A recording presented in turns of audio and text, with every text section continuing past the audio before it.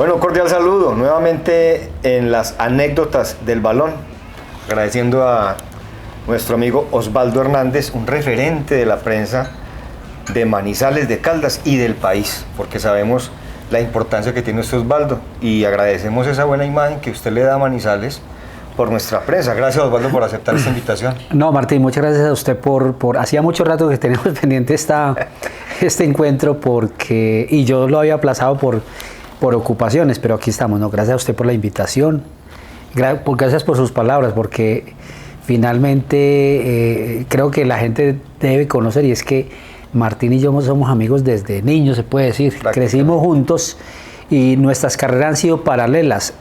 Él como dirigente, como líder deportivo, y quien les habla como comunicador. Así es. Además, muchas historias y muchas anécdotas que ya vamos a tocar algunas, y quiero empezar por ahí. ¿Por cuál? Porque de esas cosas de la vida, y yo lo voy a coger aquí de sorpresa con esto, nos dio por una invitación de Osvaldo en unas vacaciones para ir a Potosí y a la laguna de Lotún. A la laguna de Lotún, por acá subiendo por Villa María. Y eso fue una aventura total, desde el carro que nos prestaron. Casi acabamos con el carro.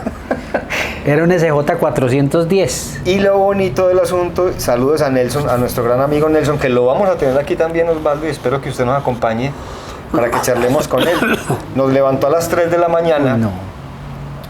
Y nosotros salimos en tenis y en sudadera, que a pegar una caminada. Y a las 11 de la mañana estábamos haciendo cima en el Nevado de Santa Isabel. Una cosa loca. Viendo al fondo Bogotá y viendo ese macizo, esa mole de hielo que hay ahí, porque lo es escalamos. Que está el Ruiz, está el Santa Isabel, está el Cisne, está el Quindío, en fin, y en el medio de todos esos conos hay una gran masa de hielo. Una cosa hermosa, una experiencia, que además que Nelson nos cogió de sorpresa. Sí. ¿Usted se acuerda, Martín, en qué fecha fue o no? Yo sí me acuerdo muy clarito. Es más, usted tiene las fotos. Es el día que más cansancio he sentido en mi vida. Y yo he hecho ejercicios físicos muy grandes. El día que más cansancio he sentido en mi vida fue ese día, porque bajamos como a las 3 de la tarde, cansados. Fue una cosa loca. Pero me acuerdo, ¿sabe por qué? Porque ese día le dije a Nelson que me prestara la lancha para pescar, porque a mí me encantaba, siempre me ha encantado la pesca.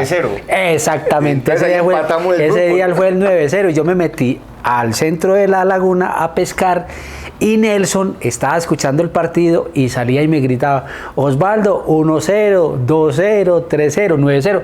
Bueno, yo saqué 5 truchas de muy buen tamaño, que ese día cenamos truchas, pero ese día fue el día del 9-0. Ese fue el día del 9-0 en Londrina. Exactamente. Sí, me acuerdo. De Javier Álvarez. Exactamente, sí, ya me acordé, claro. Ese fue el día del 9-0.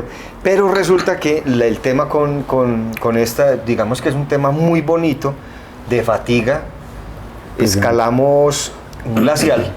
Subimos a 5.300 metros de altura. Nelson iba haciendo los enganches y hacía unos huecos en el hielo que era prácticamente tenía los crampones. Y clavábamos, pero es que yo me fui en tenis. Y yo me fui en botas de caucho.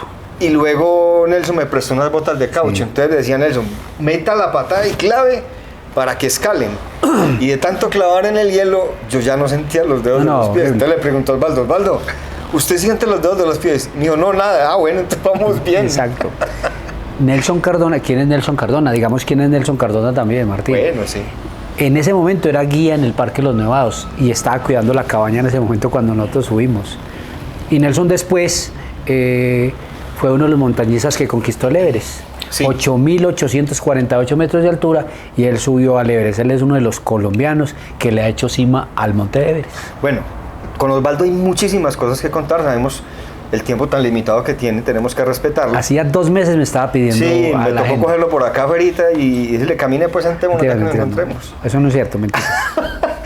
Resulta que una de las cosas bonitas de Osvaldo, además, que es una contribución de ciudad, enlazando el tema con Carlos Eduardo Ríos, porque el tema con Carlos Eduardo Ríos central fue el tema del barrismo.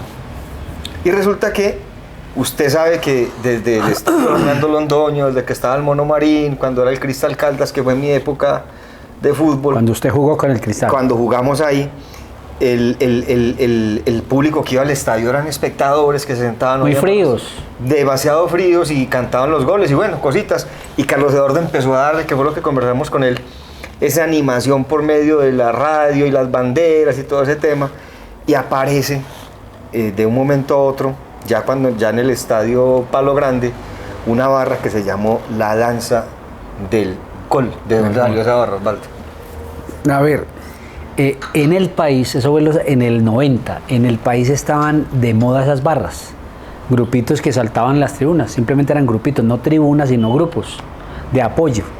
Y nosotros fuimos a un partido en el 90, ese equipo lo dirigía Moisés Pachón, y nos fuimos para un partido por las horas de la noche con el Independiente Medellín. Nos fuimos con Barrabás, imagínense pues, nos fuimos con Barrabás y llegamos tarde. Con Barrabás siempre uno llegaba a la hora del partido, siempre Barrabás era así, llegaba tarde, salíamos tarde y llegamos tarde.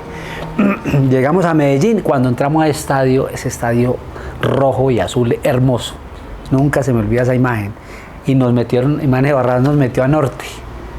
Entonces habían dos barras, aquí al frente estaba la Putería Roja, que era grandísima, era casi Oriental saltando, y aquí en Norte, encima de nosotros, en el segundo piso, estaba la Danza del Sol. Y nosotros, esos muchachos, exacto, ambas del Medellín, esos muchachos se vinieron, cuando nos vieron a nosotros con bandera, que éramos por ahí 20, 2 buses, y boleando banderas y se vinieron y nos arroparon y nos movían las banderas de un lado para otro, pero una cosa muy amable, muy queridos, era que una bienvenida que ellos daban. Entonces volvimos a Manizales y dijimos, camine, armemos una barra en Manizales así.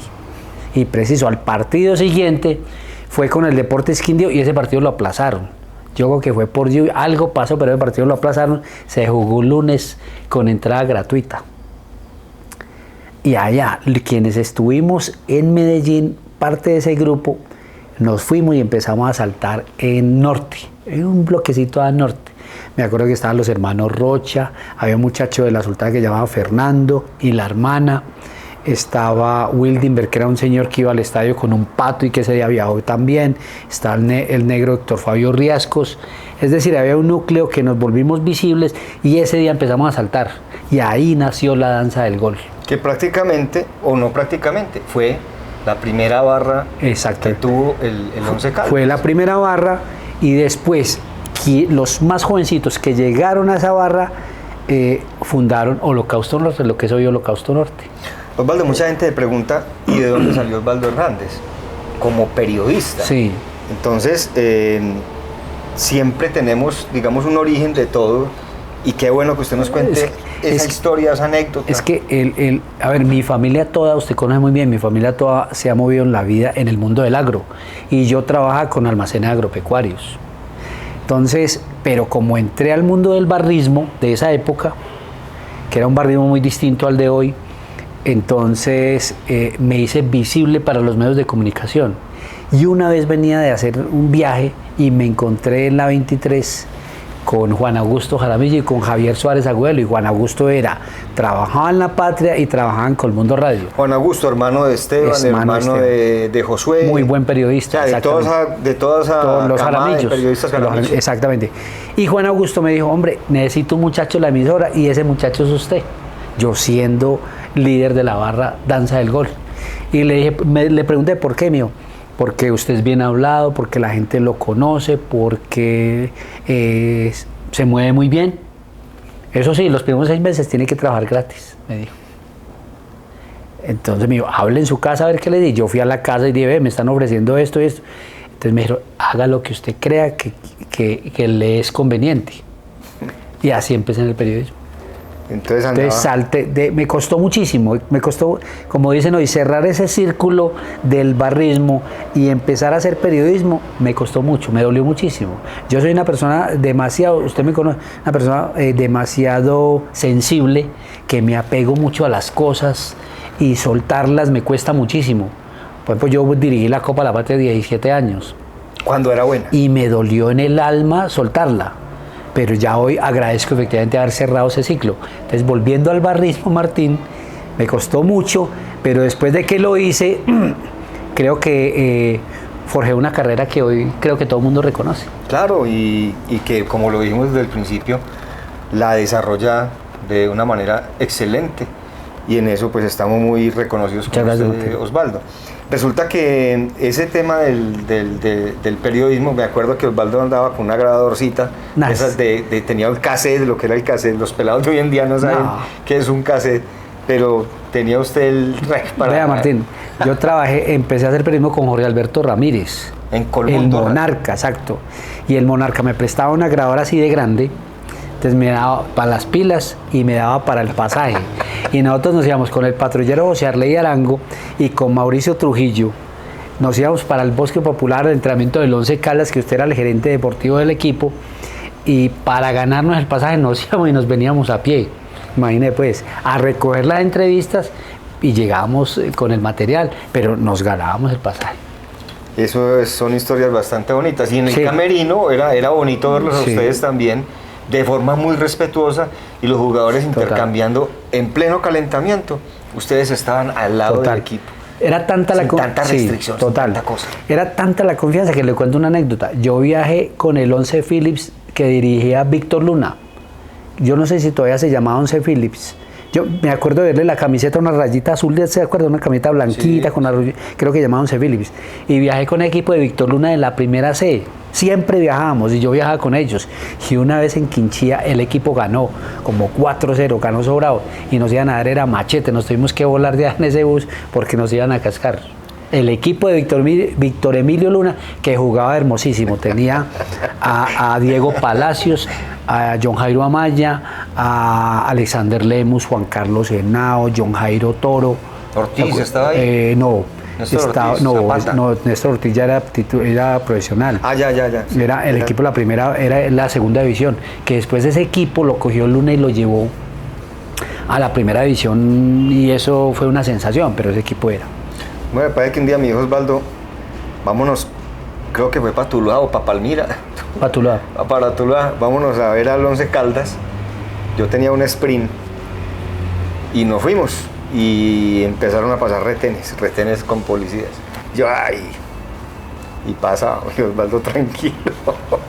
Segundo retén y yo, Entonces me dijo, ¿cuál es huevonada suya? Si venimos bien, ¿acaso? Yo no, lo que pasa es que no tengo pase. No. Y luego de que después de cada retén Osvaldo era el del Terrible.